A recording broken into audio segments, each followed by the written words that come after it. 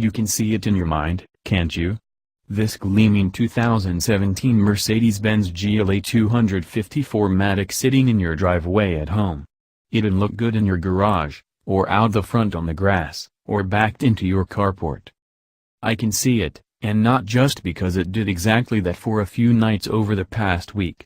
This is just one of those cars that you can see as a part of your life, a small SUV that may fall short of practicality compared with some of the more pragmatic choices in the luxury compact crossover segment, but one that has badge cred and street presence in equal measures.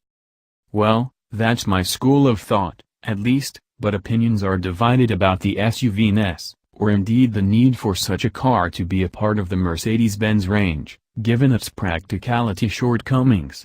It's tight inside, undoubtedly, but we'll get to that soon. First, let's take a look at what we've got.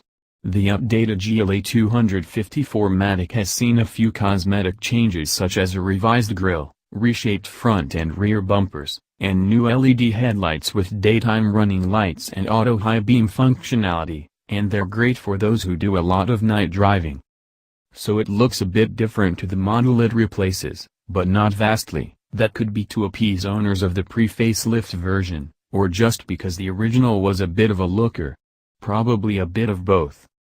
The updated model also saw some increases to the standard equipment list, albeit with a small increase to the list price of the GLA250 version, which is $60,700 plus on-road costs, up $800.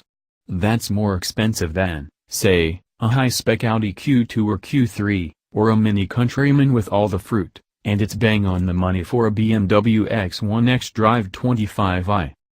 As part of the update, the GLA250 gains keyless access on the doors and a motion-activated electric tailgate. With the key on your person, you swoosh your foot below the rear bumper to open or close the boot lid, not to mention revised interior trim choices, a new instrument cluster, and DAB+ digital radio. The media system features the latest smartphone mirroring with Apple CarPlay and Android Auto, as well as Garmin Maps for the satellite navigation.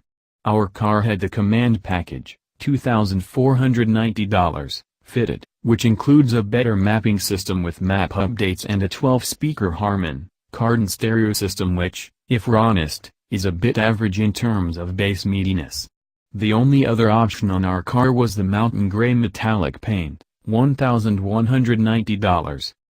The interface of the media system includes a rotary dial controller between the seats, and the screen itself isn't touch capacitive, which makes the phone mirroring seem a bit counterintuitive. There are twin USB jacks between the seats, but it is a touch short on loose item storage, with a small glove box and small cup holders. You get electric adjustment for the front seats, seat heating and climate control, though. There are decent bottle holsters in the doors, and the boot is good for this category of car. At 481 liters, there is no spare wheel, though, as the 19-inch wheels use Continental Conti Sport Contact 5 SSR run flat tires in 235/45 sizing. What isn't good is the backseat space, to such an extent that if you're looking for a family SUV, you may